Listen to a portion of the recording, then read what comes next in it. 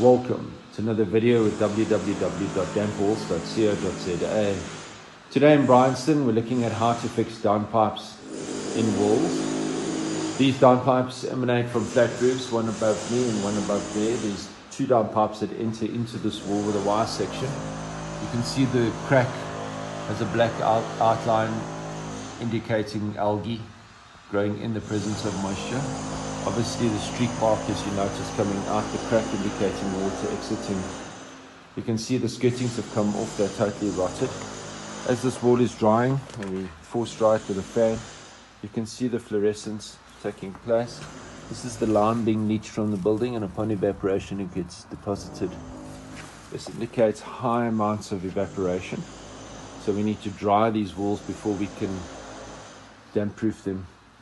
Damp proofing is not necessary as it's a leak, but there's water inside the brick that will take years for it to come out the building if you speak to insurance companies about a burst geyser.